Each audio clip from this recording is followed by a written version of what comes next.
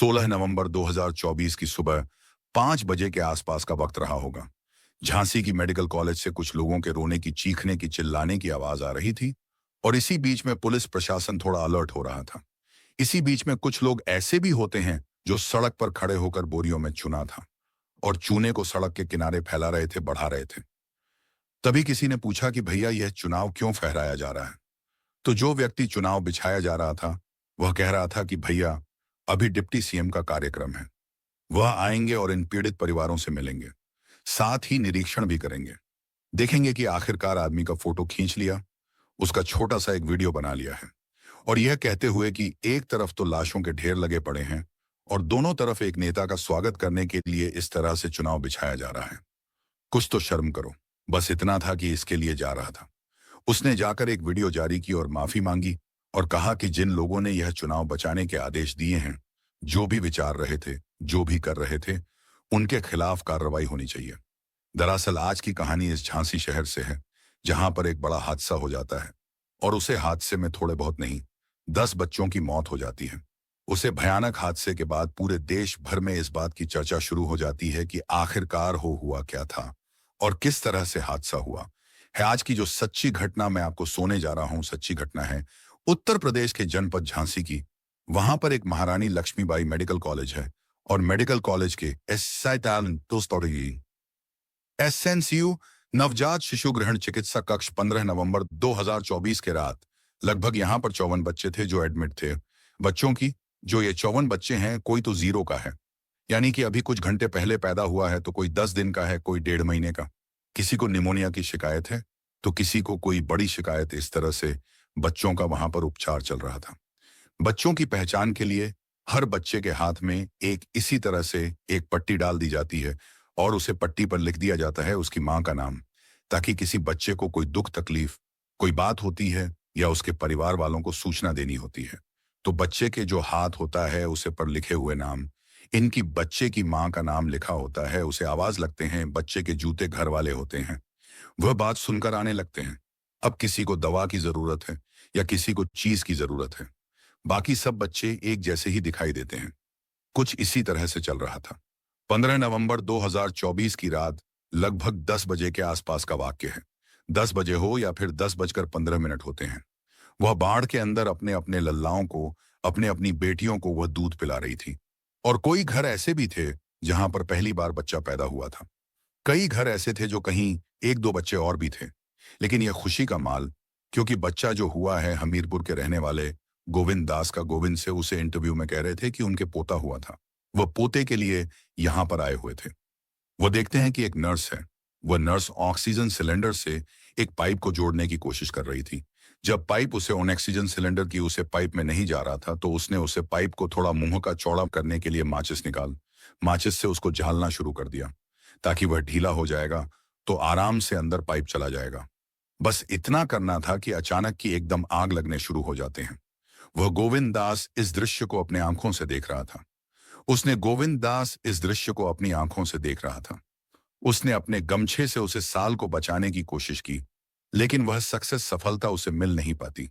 हालांकि नर्स ने भी कोशिश की और इस वजह से नर्स ज्वेलर्स जाती है। ऐसा गोविंद दास अपने इस इंटरव्यू में उसमें कहता है। और देखते देखते उसे आज की जो रफ्तार थी, उसे दुनिया की जो रफ्तार थी, बहुत तेज से होने लगती है।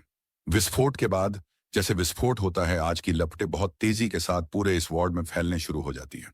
प्रशासन कहता है कि यह जो आग थी, यह शर्ट के सर्किट की वजह से आग लगी, तिरल रूप धारण कर लिया।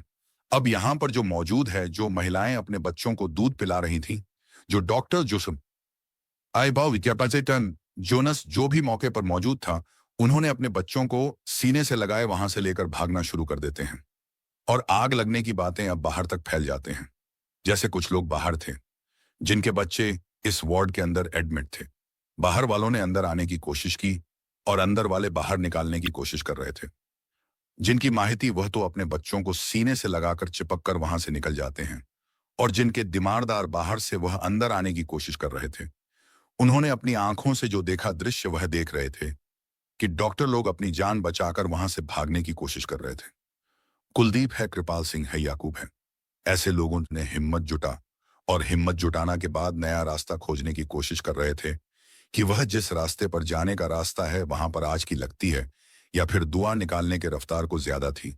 मुश्किल हो रहा था। पीछे से ऐसी जगह थी जहां से एक विंडो थी। उसे खिड़की को तोड़ने की कोशिश की ताकि वहां से अंदर घुस जा सके। और जैसे अंदर जाते हैं तो उसके बाद फिर बच्चों को बचाना शुरू कर देते हैं। कुछ लोग ऐसे थे जिनके अपने बच्चे फंसे हुए थे। वह अपने बच्चों को तलाश कर रहे थे, लेकिन उन्होंने सोचा कि बच्चा तो बच्चा है, किसी का भी बच्चा हो। क्योंकि इस बीच में जो उनके हाथ ही तक हुई के हाथ में बच्चों के बैंड बजाओ बंधा हुआ था, उसे बंद पर नाम लिखा हुआ था। माँ का कौन ऐसा व्यक्ति होगा जो ऐसे वक्त में अपने उसे बच्चों की माँ को उनके नाम को पढ़ने की कोशिश करेगा। जिसने जितनी जिसके समर्थी उन आम आदमियों ने, उन आम लोगों ने अपने जो भी बच्चा दिखाई दे रहा है उसको उठाया। उठाने के बाद बाहर उसे विंडो से देने की कोशिश करने लगते हैं।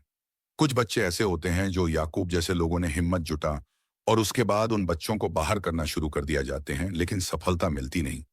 इसी बीच में एक और इंटरव्यू होता है जो कि कुलदीप नाम के लड़के का होता है। कुलदीप नाम का जो लड़का होता है वह कहता है कि उसने जितने भी कोशिश कर सकता था वह कोशिश करके बच्चों को बचाने की कोशिश कर रहा था। कई बच्चों को लेकर जाता है उसका बच्चा, तो शायद अब बच्चे का भी नहीं, क्योंकि उसकी हालत ही कुछ ऐसी है। लेकिन जैसे ही उसने ही बात मीडिया में बयान दिया, ये बात जो मेडिकल कॉलेज का प्रशासन होता है उसको ये बात बहुत खराब लगती है।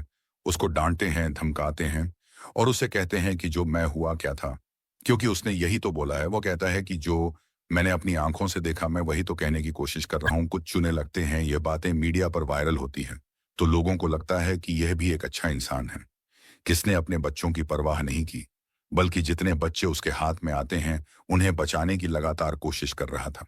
कुछ इसी तरह से चलता रहता है। भागम भाग मची हुई थी। जहां जिसको मौका मिल रहा था वह अपनी जान बचा रहा था या फिर बच्चों की जान बचा रहा था। लेकिन ओवरऑल जो पूरी कहानी निकाल के सामने आती है, ज्यादातर लोगों का, महिलाओं का या फिर बीमार दारू का, बस यही एक ही कहना था। जो भी डॉक्टर मौके पर मौजूद थे उन्होंने अपनी तरफ से कोई सार्थक प्रयास नहीं किया।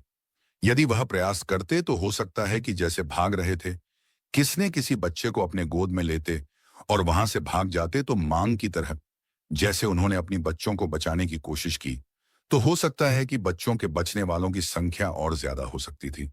लेकिन जैसे जैसे रात आगे बढ़ रही थी, जैसे जैसे ईश्वर शर्मा आगे बढ़ रहा था, वैसे वैसे यह कभी एम्बुलेंस का अपना सारांश सुना होगा, जो घबराहट वाला सारण होता है। वह लगातार बज रहा था और उसमें साइन की आवाज पूरे शहर में गुजारने लगती है। पूरे शहर के साथ साथ सब सोशल मीडिया पर वीडियो वायरल होने लगते हैं। तो पूरे देश में इंसानों की आवाज आने शुरू हो जाती है। दमकल विभाग की, वह उसे आग को बचाने की कोशिश कर रहे थे। इधर उधर से रास्ता खोजने की कोशिश की और उसे आग को बुझाने की कोशिश की। साथ ही कम से कम 2 घंटे का समय लग जाता है। लेकिन 2 घंटे के समय में 10 बच्चों की मौत हो जाती है और कई बच्चे ऐसे होते हैं जो जिंदगी की मौत की जंग लड़ रहे हैं। उन्हें कहीं ना कहीं इधर उधर एडमिट कराया जाता है। लेकिन 8 ऐसे बच्चे थे, 8 ऐसे बच्चों की परिवार वाले थे जो अपने बच्चों को लेकर बेइंतहा परेशान थे। उनकी रोने की चीखने की आवाज में हर किसी के कानों तक सुनाई दे रही थी। जिनमें झांसी की रेखा, उनकी 2 जुड़वा बेटियां होती हैं। महोबा की नीलू उनका बेटा होता है। जौनपुर के अभिलाषा का बेटा होता है। जालौन की शांति और संतोषी के बेटे होते हैं। झांसी की कविता और संध्या उनके बेटे होते हैं। जहां देखो इनकी ही रोने की चीखने की आवाज में आ रही थी और उनकी ही कुछ लोगों ने वीडियो बनाई। मीडिया वाले मौके पर पहुंच जाते हैं। इसे बातचीत करते हुए रहे थे। उनकी बातचीत का वीडियो सोशल मीडिया पर भी वायरल हो जाता है कि बच्चे हैं कहाँ कहाँ नहीं हैं, क्या वह जिंदा है, क्या वह मर चुके हैं, तो कहाँ है उनके हाथी, कि उनके हाथ की जो बंद है वह भी जल चुके हैं। अब ऐसी स्थिति में यह भी नहीं पहचान पा रहे थे कि बच्चा जो मारा है किसका बच्चा मरा है। आखिरकार पुलिस प्रशासन में हड़कंप तो मन मची जाता है। यह बात पूरे प्रदेश में फैल जाती है, पूरे देश भर में फैल जाती है। बात वहां तक पहुंच जाती है जहां कहीं प्रदेश में चुनाव की तैयारी चल रही थी, वहां पर चल रही थी। उसने बताया जाता कि उत्तर प्रदेश के मुख्यमंत्री भी शायद कहीं ना कहीं प्रचार प्रसार के लिए गए हुए थे। लेकिन उत्तर प्रदेश के डिप्टी सीएम यानी कि उप मुख्यमंत्री ब्रजेश पाठक अपना प्रोग्राम लगते हैं सुबह 5 बजे के आसपास का। वह 16 नवंबर 2024 को सुबह 5 बजे उनका पहुंचना था। मेडिकल कॉलेज में उन मां से मिलने था, उन लोगों से मिलना था जिनके बच्चे इस हादसे में चले गए हैं, जिनके बच्चों के साथ कुछ बात हुई है। वह यह भी जानने के लिए आए थे कि आखिरकार किस वजह से हुआ है। वह सारी जानकारी जुटाना के लिए आई रहे थे कि उनके स्वागत में कुछ लोगों ने चुना बिछाना शुरू कर दिया। और यह वीडियो जब सोशल मीडिया पर वायरल होता है तो ब्रजेश पाठक जी को सामने आना पड़ता है, एक वीडियो लाना पड़ता है। वह कहते हैं कि जिसने भी यह सब काम किया है, जिसने उनके स्वागत के लिए चुना बचाने की कोशिश की, उसके खिलाफ कार्रवाई करिए। वीडियो सोशल मीडिया पर वायरल ना होता तो शायद ब्रजेश पाठक की नजर उसे छूने पर कभी नहीं जाती जो उनके स्वागत के लिए बिक रहा था। उनके कानों तक से वह आवाज आती जहां बच्ची पुकार मची हुई थी पूरे देश में। फिर इस घटना को लेकर चर्चा शुरू हो जाती है और एक चर्चा और भी शुरू हो जाते हैं। मेडिकल कॉलेज में दी जाएगी वर्ल्ड क्लास सुविधाओं के बारे में बातचीत की जाती तो साथ में यह चलने लगता है जब अग्निशमन यंत्र वहां पर मौके पर रखे हुए थे तो उनका इस्तेमाल क्यों नहीं किया गया। कुछ लोगों ने तो यहां तक भी देखा कि कई साल पहले अग्निशमन यंत्रों की जो वैधता थी, उनकी वैलिडिटी थी, वह तो खत्म हो चुकी थी। और साथ ही यही पता चलता है कि जो डॉक्टर है या फिर वहां पर कोई कर्मचारी काम करने वाले हैं, उनको वह अग्निशमन यंत्र चलने ही नहीं आते। अगर किसी की वैलिडिटी खत्म भी नहीं हुई थी, वह उसका सही वक्त पर इस्तेमाल कर लेते तो शायद 10 बजे उनको वह अग्निशमन यंत्र चलने ही नहीं आते। अगर किसी की वैलिडिटी खत्म भी नहीं हुई थी, वह उसका सही वक्त पर इस्तेमाल कर लेते तो शायद 10 बच्चों की जिंदगी कभी भी नहीं जाती। जो नर्स है जिसके बारे में हमीरपुर के गोविंद दास ने कहा था कि उन्होंने पाइप को उसे ऑक्सीजन सिलेंडर से जोड़ने की कोशिश की, उसी की वजह से आग लगी। अभी उत्तर प्रदेश के मुख्यमंत्री योगी आदित्यनाथ ने कमिश्नर और डीआईजी से कहा है कि इस मामले की जांच के लिए 12 घंटे के अंदर एक रिपोर्ट पेश करिए और जानना चाहते हैं कि प्रथम रिपोर्ट आखिरकार क्या कहती है, किस लेवल पर हुई है, किस लेवल पर नहीं हुई है।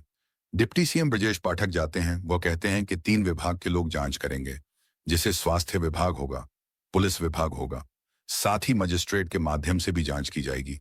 मीडिया शायद उसे लेवल तक वहां तक जाने की कोशिश भी कर रहा था, लेकिन उसको शायद वहां तक पहुंचाने की अनुमति नहीं थी। जो बहुत सारी अंदर की बातें थी वह बाहर छान के आई नहीं।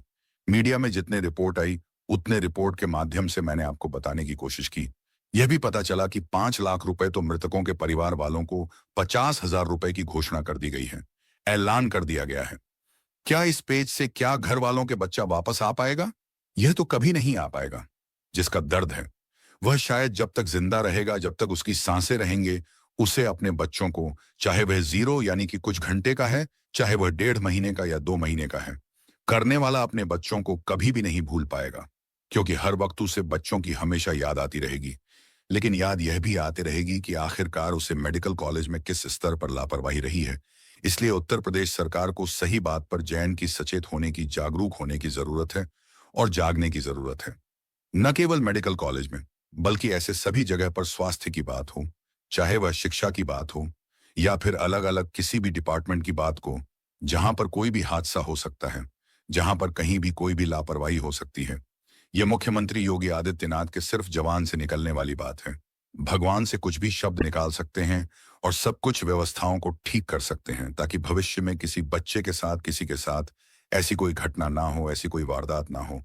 दोस्तों, जाते जाते आपको यह भी बताना है कि जो दैनिक भास्कर टाइमलाइन है, वह कहते हैं कि यह हादसा रात लगभग 10:30 के आसपास हुआ था। यह स्पार्किंग होता है, फिर विस्फोटन होता है। दूध पिलाने के लिए जो महिलाएं गई हुई थी, जो बाहर निकलती हैं चेक पुकार करते हुए, उसके बाद 10 मिनट के आसपास डॉक्टर और नर्सिंग स्टाफ पहुंचा। वहां धुआं बहुत ज्यादा बढ़ चुका था।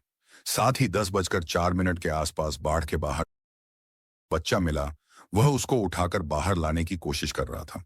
इस हिसाब से लगभग 39 बच्चों को बाहर निकल गया था। लगभग 10:50 पर फायर ब्रिगेड की टीम पहुंचती है। लगभग 20 मिनट का उन्हें समय लगता है और 10:53 के आसपास जो मेडिकल कॉलेज के प्राचार्य थे वह मौके पर पहुंचते हैं। 10:55 पर 5 मिनट में तोड़कर वहां से अंदर एक पाइप पहुंचा और वहां से आग बुझाने की वह लगातार कोशिश कर रहे थे। 10:57 के आसपास दम करो। एसएसपी मौके पर पहुंचते हैं। उन्हें लगभग 27 मिनट का समय लग जाता है कि 11:30 पर सी को बुलवाना पड़ा ताकि आग पर काबू पाया जा सके। इसलिए आज तब तक बुझाई जा चुकी थी जब सी ने जाकर वहां पर पूरी ईमानदारी, पूरी शिद्दत से जाकर उसमें लग जाती है। 11:50 के आसपास काबू पाया गया और जो स्टाफ ने नवजातों को बाहर निकाला, साथ ही 12:05 के आसपास 10 नवजातों की मौत की घोषणा कर डीआईजी निरीक्षण करने के लिए पहुंच जाते हैं और सुबह 4 बजे के आसपास 16 नवंबर को कानपुर जोन की एडीसी आलोक कुमार पहुंच जाते हैं और 5 बजे डिप्टी सीएम ब्रजेश पाठक पहुंच जाते हैं। यह कुछ इस तरह की टाइमलाइन थी जो उसने दैनिक भास्कर की टीम ने बनाए थे। किसी को परेशान करना नहीं है, किसी का दिल दुखाना नहीं है, बल्कि आपको जागरूक कर रहे हैं, आपको सचेत करना है।